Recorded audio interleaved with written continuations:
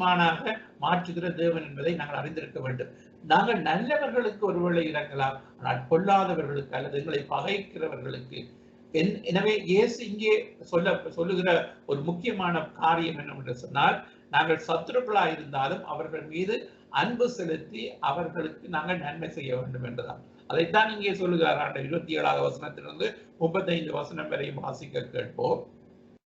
எனக்கு செவி கொடுக்கிற உங்களுக்கு நான் சொல்லுகிறேன், உங்கள் சத்துருக்களை சிநேகியுங்கள், உங்களை பகைக்கிறவர்களுக்கு நன்மை செய்யுங்கள், உங்களை சபிக்கிறவர்களை ஆசீர்வதியுங்கள், உங்களை நிந்திக்கிறவர்களுக்காக ஜெபம் பண்ணுங்கள்.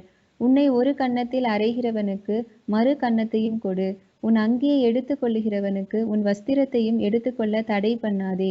உன்னிடத்தில் கேட்கிற எவனுக்கும் கொடு, உன்னுடையதை எடுத்துக் கொள்ளுகிறவனிடத்தில் அதை திரும்ப கேளாதே.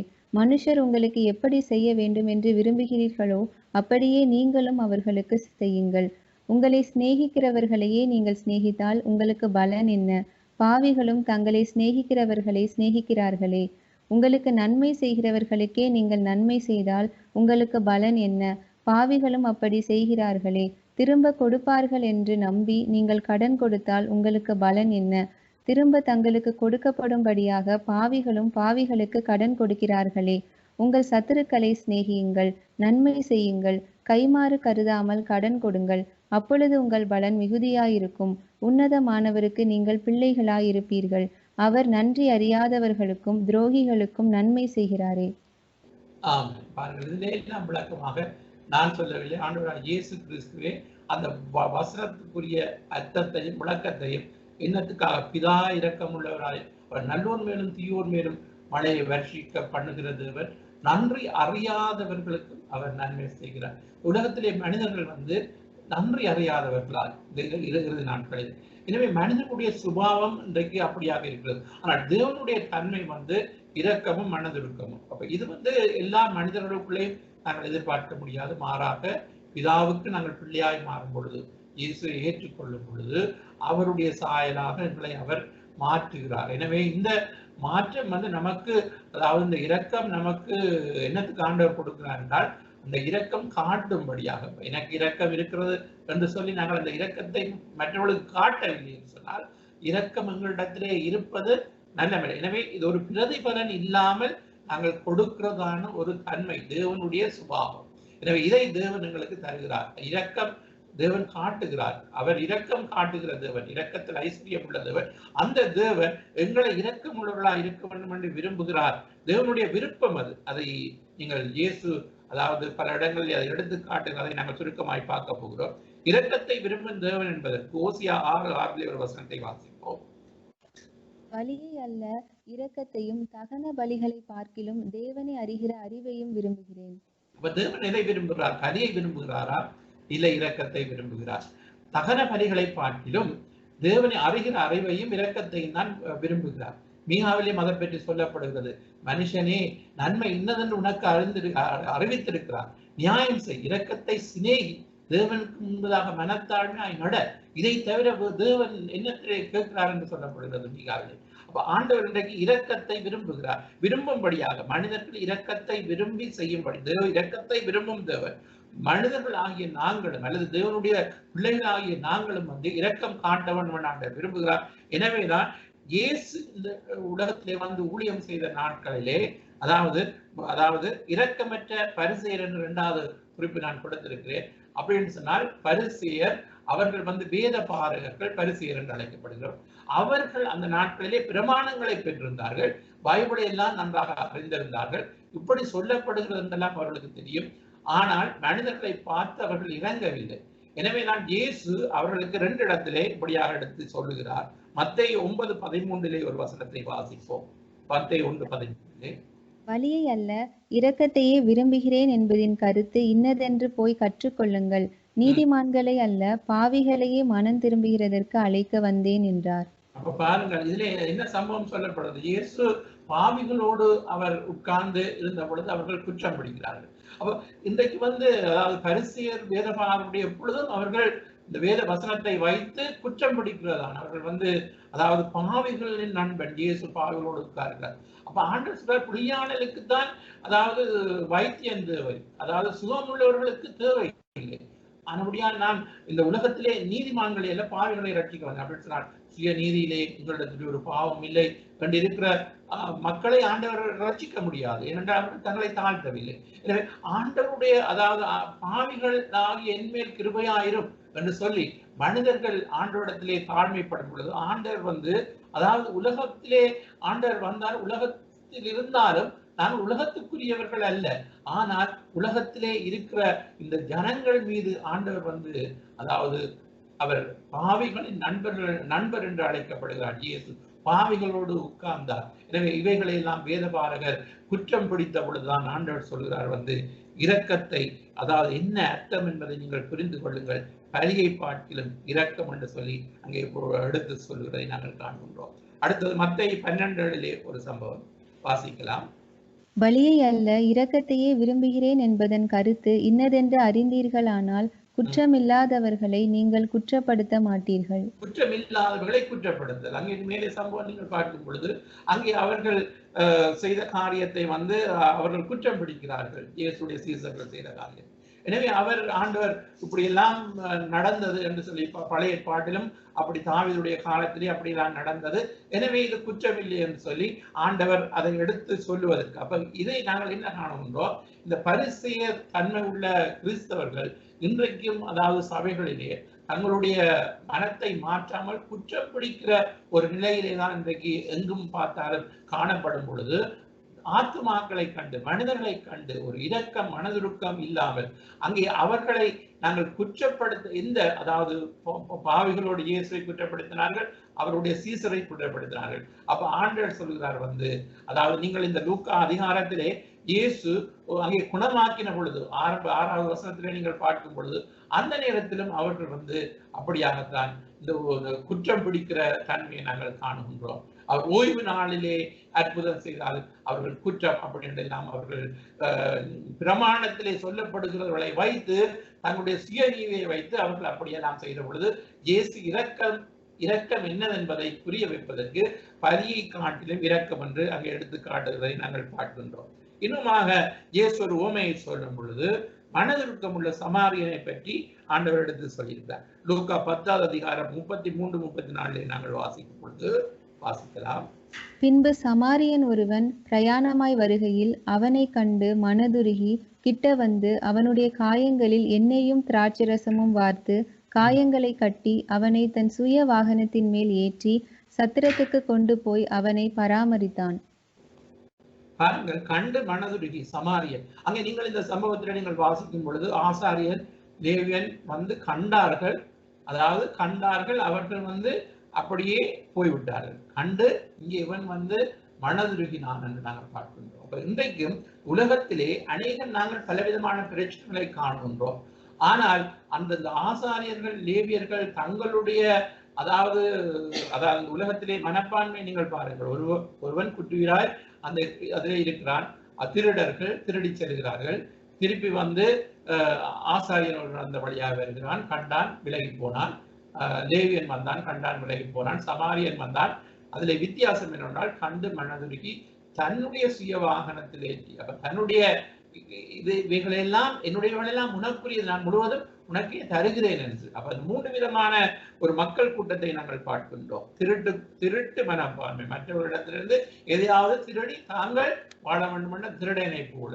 அடுத்தது நீங்கள் பார்த்தால் சுயநலம் உள்ள மக்கள், என்னுடையது எனக்குத்தான், நான் யாருக்குமே அதை கொடுக்க மாட்டேன். கண்டார்கள் ஆனால் விலகி போனார்கள், என்னுடையது எனக்கு. இன்றைக்கு அப்படிப்பட்ட கிறிஸ்தவர்கள் நிறைந்து காணப்படுகிறார்கள் சுயநலத்தோடு. அடுத்ததாக இங்கே நாங்கள் பார்க்கும் பொழுது சமாரியன் என்ன செய்கிறான் என்றால் கண்டான் மனதுருகினான், அவன் செலவு செய்தான், அதாவது தன்னுடைய காரியங்களை தியாகம் செய்தான். மறுபடியும் நான் இந்த விதைகளை ஒரு உத்தரவாதம் எடுத்தான், பொறுப்படுத்தான், நான் திருப்பி அவர்களை செய்கிறேன் என்று சொல்லி. அப்ப இதை இரக்கத்துக்கு யார் பிறன் என்பதை எடுத்து காட்டுவது. இந்த அயலான் அன்பு என்று சொன்னால் பிரியமானவர்களே, ஒரு தேவையில் இருக்கிறவன் தான் பிறன் அப்படின்னு சொன்னால் அந்த இரக்கம் யாரு ஆண்டவர் அவனிடத்திலே கேள்வி கேட்கிறார், யார் அவனுக்கு பிறனாக இருந்தால் இரக்கம் காட்டினவனே என்று சொல்லப்படுகிறது. எனவே யாருக்கு நாங்கள் இரக்கம் காட்டுகிறோமோ அவன் பிறனாயிருக்கின்றான். எனவே நமக்கு அறியாதவர்களாயிருக்கலாம், நமக்கு தெரியாதவர்களாயிருக்கலாம், அல்லது நமக்கு சத்துருக்களாயிருக்கலாம், யாராயிருந்தாலும் ஆண்டவர் சொல்றார், உன்னிடத்திலே எது இருக்கிறதோ அதை நீ பகிர்ந்து கொடு என்றார். இந்த உலகம் இந்த நாட்களிலே இப்படிப்பட்ட சூழ்நிலை இருக்கும் பொழுது உலகத்து மக்களே, அதாவது இன்றைக்கு அவர்கள் பெரிய தான தர்மங்கள் எல்லாம் செய்யும் பொழுது கிறிஸ்தவர்கள் இன்றைக்கு சுயநலம் உள்ளவர்களாய் நாங்கள் வாழக்கூடாது. எனவே ஆண்டவருடைய வசனம் சொல்றது, பிதா இரக்கம் உள்ளவர், நாங்களும் இரக்கம் உள்ளவர்களாய் இருக்க வேண்டும் என்று சொல்லி, அப்ப நம்முடைய என்னென்ன காரியம் என்றால் நல்ல சமாரியனை போலதான் நாங்கள் ஒவ்வொருவரும் மாற வேண்டும். பிரியமானவர்கள், ஆண்டவர் அதற்காகத்தான் இந்த உவமை எடுத்து சொல்கிறார். அநேகம் நாங்கள் இயேசுதான் நல்ல சமாரியர், அவர் என்னை மீட்டார், என் ஆத்மாவை ரட்சித்தார் என்று சொல்லி நாங்கள் அயலான் அன்பு என்ன என்பதை அறியப்படுத்துவதற்காகத்தான் ஆண்டவர் இந்த உவமையை சொல்கிறார்.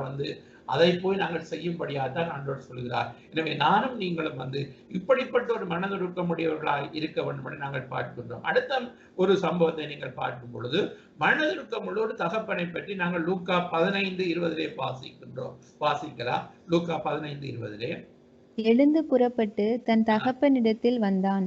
அவன் தூரத்தில் வரும்போதே அவனுடைய தகப்பன் அவனை கண்டு மனதுருகி ஓடி அவன் கழுத்தை கட்டி கொண்டு அவனை முத்தம் செய்தான்.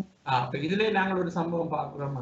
அதாவது தொலைந்து போன ஒரு குமாரன், நாங்கள் பொதுவாக கெட்ட குமாரன் என்று சொல்லுவோம், காணாமல் போன ஒரு குமாரனுடைய சம்பவம் இங்கே சொல்லப்படுகிறது. இங்கே ஒருவன் தேவனுடைய சம்பவம், அல்லது அந்த தகப்பனுடைய ஒரு இல்லத்திலே 2 பிள்ளைகள் இருக்கணும், ஒரு பிள்ளையர் பிரிந்து போயிருக்கு. அப்ப இன்னைக்கு தூரம் போன மக்கள், தொலைந்து போன மக்கள், தேவனிடத்திலே இருந்து தொலைந்து போன மக்கள் இன்றைக்கு நிறைய, அதாவது உலகத்திலே எல்லாரும் தேவனுடைய ஆண்டவர் தான் படைத்தார். அப்ப அவர்கள் இன்றைக்கு கடவுளை விட்டு பிரிந்து வாழ்கிறார்கள். இரண்டாவதாக இயேசுவின் பிள்ளையாய் மாறி இன்றைக்கு அநேகர் தூரமாய் போயிருக்கின்றார்கள். இந்த நேரத்திலே நாங்கள், அதாவது ஒருவேளை ஒரு தகப்பன், மனதுருக்கமுள்ள தகப்பன், நம்முடைய தகப்பன் பரம தகப்பன் மனதுருக்கமுடையவர் தான்.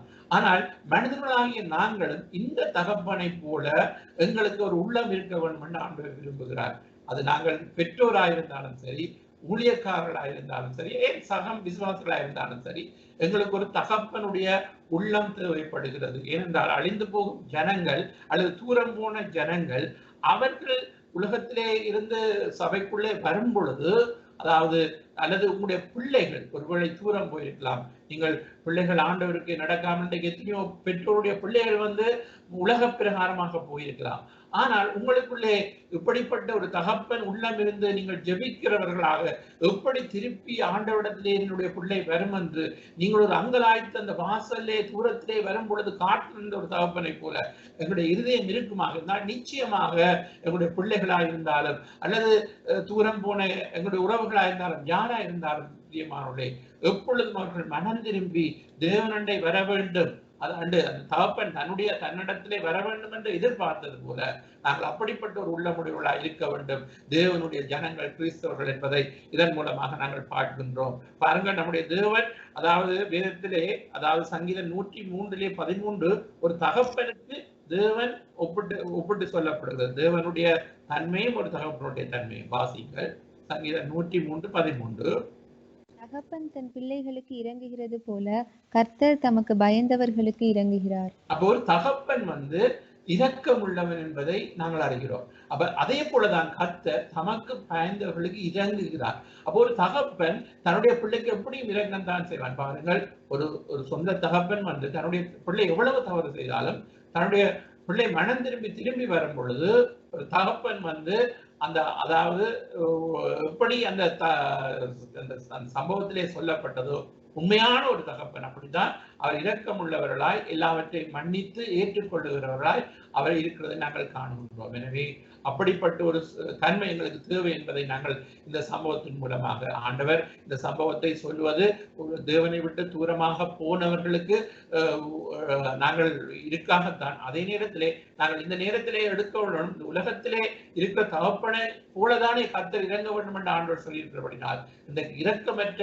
அதாவது எத்தனையோ தகப்பன்மார் தங்களுடைய பிள்ளைகளை, அதாவது இரக்கமற்ற தனத்திலே நடத்தும் பொழுது நானும் நீங்களும் பிரியமானவர்களே, கிறிஸ்தவ பெற்றோர்கள் அல்லது கிறிஸ்தவ ஊழியக்காரர்கள் ஆகிய நாங்கள் அல்லது நாங்கள் விசுவாசிகளாக இருந்தாலும் யாரா இருந்தாலும் ஆண்டவருடைய பிள்ளைகள், இந்த நாளிலே ஆண்டவர் சொல்கிறார், நான் பிதா இரக்கம் உள்ளவர்களாக இருக்கிறது போல நீங்கள் இரக்கம் உள்ளவர்களாக இருங்கள். அந்த மனதுருக்கம், அந்த ஓடி கட்டி அணைத்து தன்னுடைய பிள்ளையை ஏற்றுக்கொள்வது போல ஒரு சுபாவம் எங்களுக்கு எப்பொழுதும் தேவையாக இருக்கின்றது.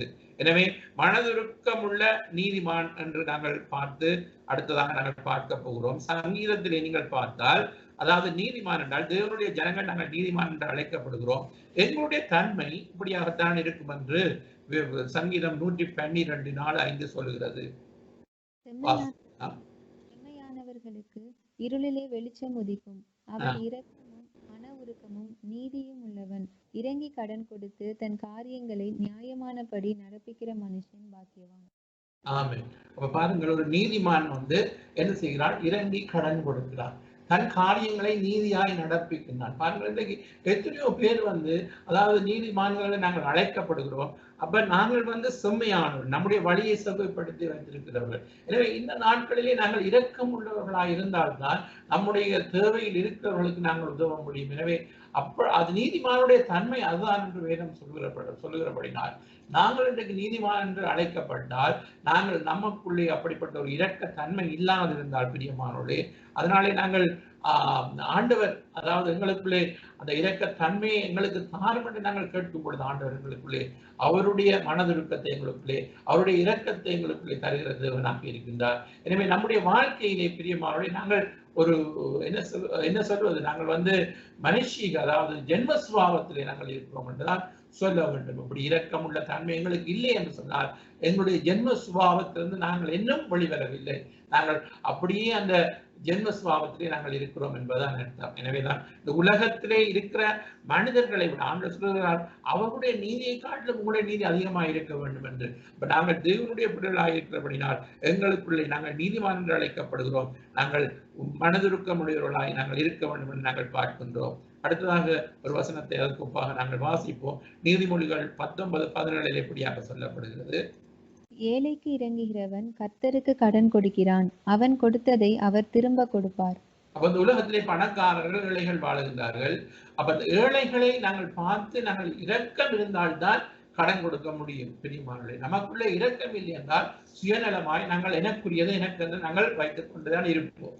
எனவே எங்களுக்குள்ளே அந்த இரக்கத்தன்மை இருக்க வேண்டும். அப்பொழுதுதான் ஆண்டவர் இறங்கி கொடுக்கும் பொழுது கர்த்தருக்கு நாங்கள் கடன் கொடுக்கிறோமா அதை அவர் திருப்பி கொடுப்பேன் என்று வாக்குப்படுகிறார். எனவே உங்களுடைய வாழ்க்கையிலே நீங்கள் அறிந்திருக்க முடியும், இந்த உலகத்திலே அதாவது ஏழை ஜனங்களுக்கு உதவினவர்கள் இன்று வரை அவர்கள் அவருடைய வம்சங்கள் ஆசீர்வதிக்கப்படுகிறதை இந்த வேதம் சொல்வது மாத்திரமல்ல, எங்களுடைய கண்களினாலே இந்த ஊழிய பாதையை நாங்கள் பார்க்கும் பொழுது அதாவது இறங்கி கடன் கொடுத்தவர்கள் அவர்களுக்கு திருப்பி கொடுக்காமல் ஏமாற்றி இருக்கலாம், அதாவது கொடுத்தவர்களுக்கு.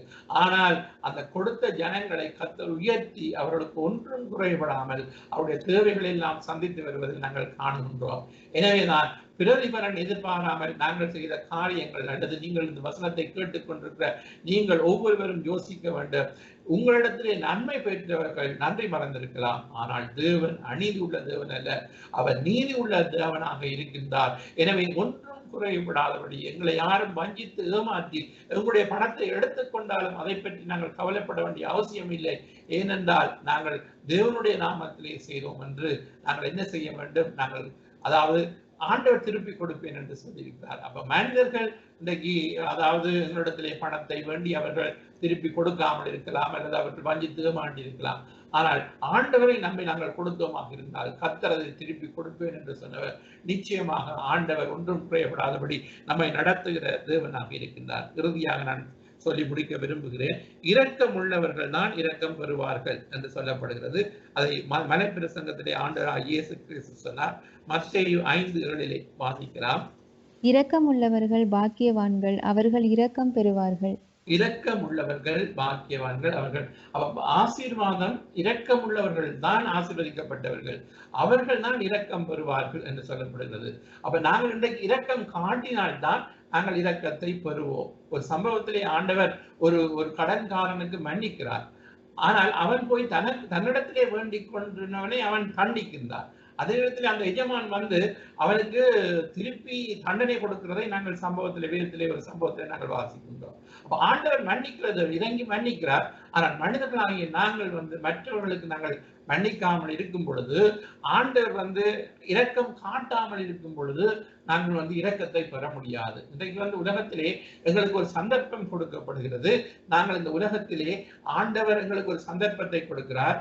ஆனால் நியாய தீர்ப்பு நாளொன்று வருகிறது. அந்த நேரத்திலே வசனம் சொல்லுகிறது, நியாய தீர்ப்பு நாளிலே முன்பாக இரக்கம் மேன்மை பாராட்டும் என்பதாக. யாக்கோபு 2:13 வாசிக்கலாம்.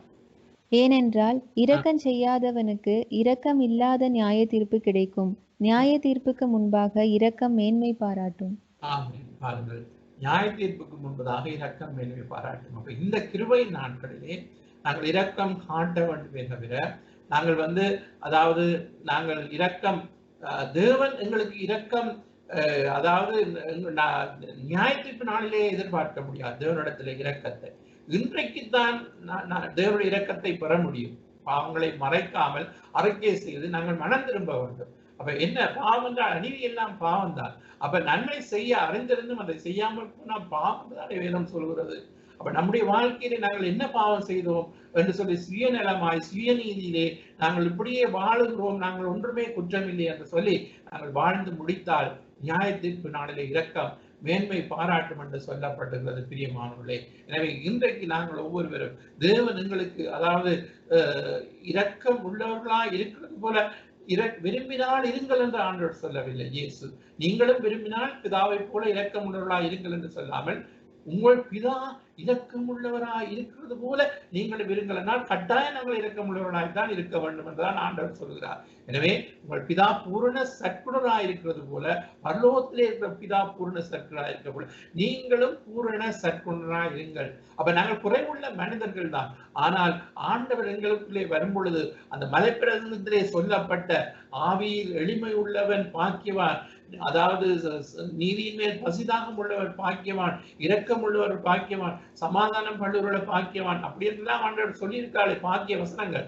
இவைகள் எல்லாம் இயேசுவை ஏற்றுக்கொண்டவர்களுக்கு உரிய ஒரு மனப்பான்மை சுபாவமாய் காணப்படுகிறது. அப்படிப்பட்ட சுபாவம் எங்களுக்குள்ளே இல்லை என்றால் நாங்கள் இயேசுவை ஏற்றுக்கொண்டும் பிரயோஜனம் இல்லை என்றால் அர்த்தமாக காணப்படுகிறது. நாங்கள் இயேசுவை பிதாவை இயேசுவுக்கு பிள்ளையாய் மாறினபடினால் பிதாவின் பிள்ளைகள் நாங்கள் அழைக்கப்படும். இயேசுவை சொந்த ரட்சகராய் ஏற்றுக்கொண்டபடினால் பிதாவின் பிள்ளைகள் நாங்கள் அழைக்கப்படுகின்றோம். எனவே அந்த பிதா எப்படி அவருடைய இரக்கத்துக்கு முடிவில்லையாம், அவருடைய அன்புக்கு அளவில்லை. புது கிருபை புது இரக்கம் அனுதினமும் எங்களுக்கு காட்டுகிறார். எனவே அவர் நல்லோர் மேலும் தீயோர் மேலும் இரக்கம் காட்டுகிறார். அவர் நம்முடைய ஜனங்களுக்கு இரக்கம் காட்டுகிறார். எனவே அந்த இரக்கம் மனதுருக்கம் தெய்வீக அன்பு நம்முடைய இதயத்திலே ஊற்றப்பட்டிருக்கின்றது. இன்றைக்கு இப்படிப்பட்ட அதாவது இந்த காலகட்டத்திலே அப்படிப்பட்ட மனிதர்களாய் கிறிஸ்தவர்களாய் நாங்கள் ஒவ்வொருவரும் மாறும் பொழுது எழுப்புதல் தாமதிக்காத பிரியமான எழுப்புதல் சீக்கிரமாய் தேசங்களிலே வரும். எனவே கர்த்தர் நம் நடுவிலே அவர் பெரிய காரியங்களை செய்ய அவர் சித்தம் கொண்டிருக்கிறார். எனவே ஏற்ற காலத்திலே கர்த்தர் இந்த வார்த்தையை அனுப்பினார் என்று அதாவது கொடுத்திருக்கிறார் நான் முழுமனர்களை நம்புகிறேன். இரக்கம் உள்ளவர்களாயிருங்கள் பிதா இரக்கம் உள்ளவர்களாய் இருக்கிறது போல என்ற இந்த வசனமானது இன்றைக்கு கிறிஸ்தவர்களுக்கு ஆண்டவர் இந்த நாட்களிலே இந்த வசனத்தின் மூலம் அவர் தெளிவாக பேசிக் கொண்டிருக்கிறார் என்பதிலே எந்தவித சந்தேகமும் இல்லை. எனவே இந்த வார்த்தைகளை கேட்ட நாம் ஒவ்வொருவரும் எங்களுடைய வாழ்க்கையிலே அதாவது இரக்கத்துக்கு எதிர்பரமான அதாவது கொடூரமான ஒரு சுபாவம் உள்ளவர்களாக ஒரு இரக்க தன்மை இல்லாத அரக்கர்கள் போன்ற மனிதர்களாக நாங்கள் இந்த உலகத்திலே வாழ்வோமாக இருந்தால் அது உலகத்திலே அதாவது உலக மக்களுடைய பண்பாக காணப்படுகிறது அல்லது சாத்தானுடைய காரியமாக காணப்படுகிறது. அவன் திருடன் கொல்லவும் அழிக்கவும் வருகின்றான். ஆனால் நல்ல சமானுடைய உவமையிலே நீங்கள் பார்த்தால் திருட்டு கூட்டம் ஒன்று நாங்கள் பார்க்கின்றோம். அடுத்தது சுயநல கூட்டத்தை நாங்கள் பார்க்கின்றோம்.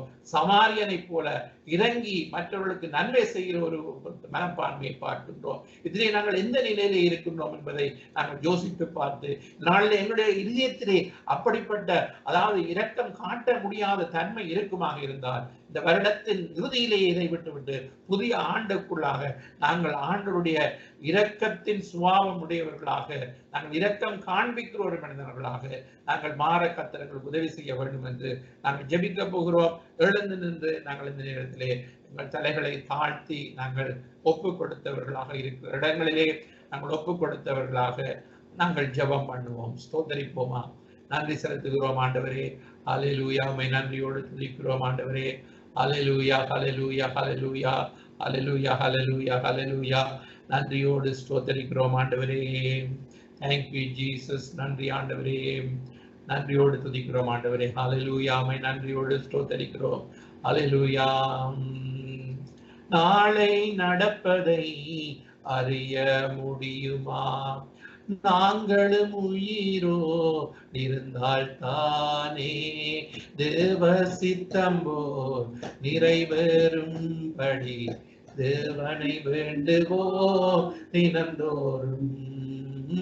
தேவ சித்தம் போல் நிறைவேறும்படி தேவனை வேண்டுவோம் தினந்தோறும். புல்லுலர்ந்தது, போதிந்தது, பூவின் மகிமையும் வாடி போயிற்று.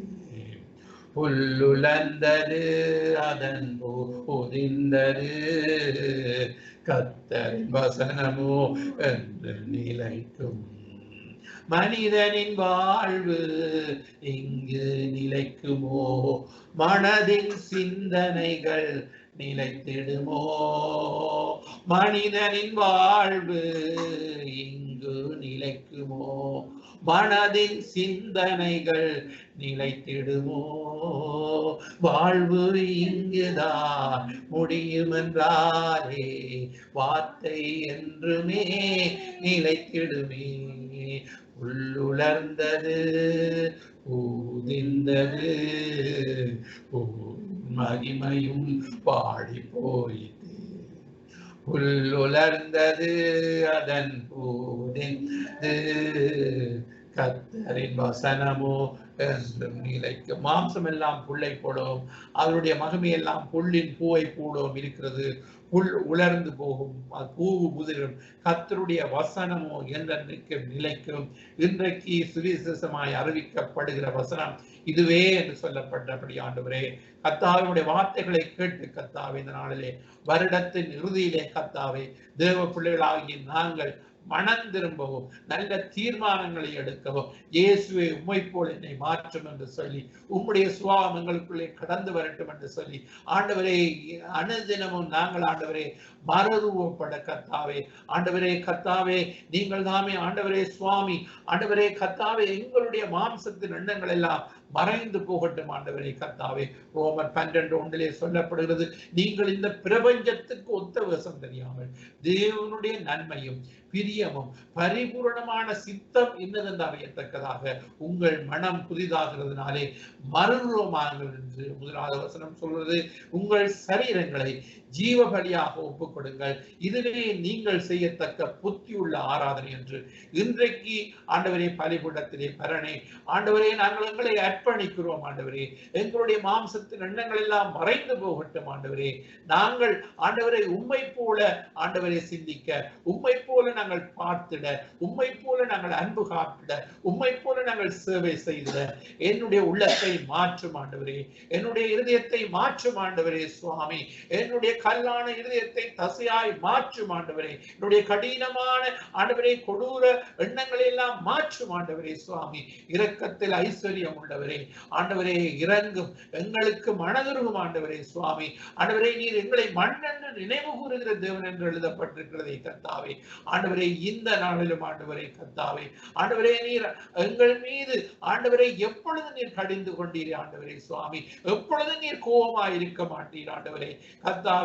இந்த நாட்களிலே கர்த்தாவே, இந்த வருடத்தின் இறுதியிலே ஆண்டவரே கர்த்தர் எங்களுடைய இருதயங்களை ஆண்டவரே எங்களுடைய மனம் மாறாவிட்டால் ஆண்டவரே ஒன்றுமே இல்லை ஆண்டவரே சுவாமி. நீங்கள் மனம் திரும்பி பிள்ளைகளை போல் மாறாவிட்டால் பரலோ ராஜ்யத்துக்குள்ளே பிரவேசிக்க மாட்டீர் என்று சொல்லியிருக்கிறீர் ஆண்டவரே. அப்பா நாங்கள் மனம் திரும்பி ஆண்டவரே கர்த்தாவே ஆண்டவரே உம்முடைய இரக்கத்தின் ஆண்டவரே தன்மை உடையவர்களாக நாங்கள் மாற எங்களுக்கு உதவி செய்யும். உம்முடைய இரக்கம் மனதுருக்கம் ஆண்டவரே எங்கள் மீது கடந்து வரும்படியாக நாங்கள் செபிக்கிறோம் ஆண்டவரே. இந்த இதை பார்த்து கொண்டிருக்கிற தேவ பிள்ளைகள் ஆண்டவரே இந்த நாளிலே உம்மை நோக்கி பார்க்கிறார்கள் ஆண்டவரே. ஆண்டவரே அப்பா உம்முடைய மனசுருக்கத்தினாலே நீ நிரப்பும் என்று கேட்கிறார்கள் ஆண்டவரே. அப்பா என்னை உம்மை போல் மாற்றும் என்று இந்த நேரத்திலே அவர்கள் கண்ணீரோடு கதறுகிறார்கள் ஆண்டவரே. கர்த்தாவே நான் கர்த்தர் எனக்கு கொடுத்த தருணங்கள் சந்தர்ப்பங்கள் ஆண்டவரே இந்த ஆசாரியர்கள் லேவியர்களைப் போல இருந்தேனே, கண்டு விலகி போனேனே ஆண்டவரே. கர்த்தாவே தேவர்களை கண்டு ஆண்டவரே, தேவர் உள்ள ஜனங்களை கண்டு ஆண்டவர் இதயத்தை நான் கடினப்படுத்தி சுயநலமாய் வாழ்ந்தேனே ஆண்டவரே. கர்த்தாவே இந்த நாளிலே கர்த்தாவே ஆண்டவரே கர்த்தாவே நீர் ஆண்டவரே எப்படி ஆண்டவரே நீர் ஆண்டவரே இந்த உலகத்திலே இருந்த நாட்களிலே கர்த்தாவே மனதுருகி கரம் நீட்டி அதிசயங்களை செய்கிற தேவன் மாத்திரமல்ல, நன்மை செய்கிறவராய் சுற்றி திரிந்து ஒரு ஆண்டவரே விதவையினுடைய கண்ணீரை கண்டு ஆண்டவரே அப்பா அழாதே என்று சொல்லி கிட்ட வந்து பாடையை தொட்டு ஆண்டவரே மனதுருகி அந்த மகனை உயிரோடு எழுப்பி ஆண்டவரே அந்த விதவையின் கண்ணீரை துடைத்தீரே இயேசுவே. நீர் இரக்கத்தில் ஐஸ்வர்யம் உள்ள தேவன் என்பதை உம்முடைய ஆண்டவரே வார்த்தையினாலே மாத்திரமல்ல கிரியையினாலே நீர் வெளிப்படுத்தி காண்பித்த தெய்வம் ஆண்டவரே. எங்களுக்கு இந்த நாட்களிலே ஆண்டவரே அப்படிப்பட்ட உம்முடையவர்களாகிய நாங்கள் கிறிஸ்தவர்கள் ஆண்டவர் இந்த உலகத்திலே உப்பாக ஒளியாக திகழ கர்த்தர் கிருபை செய்யும்படியாக ஜெபிக்கிறோம் ஆண்டவரே. பாரம்பரியங்கள் பரிசேயர் சதுசேயர் போன்ற சுபாவங்கள் ஆண்டவரே தேவ ஜனங்களை விட்டு அகன்று போகட்டும் ஆண்டவரே. சுவாமி இயேசுவை போல மனதுருகி ஆத்துமாங்களுக்காக கதறி அழுது ஆண்டவரே கண்ணீரோடு ஜெபிக்கிற ஜனங்களை எழுப்பும்படியாக ஜெபிக்கிறோம் ஆண்டவரே. கர்த்தர் நீர் செய்யப்படுறதுக்காக கூடான கூடி ஸ்தோத்திரம். இந்த நாள் நல்ல நாள் என்று சொல்லி ஸ்தோத்தரிக்கிறோம். சகல துதியின் கனமாக உமக்கு தருகிறோம். இயேசுவின் நாமத்திலே ஜெபிக்கிறோம் ஜீவன் நல்ல பிதாவே. ஆமென்.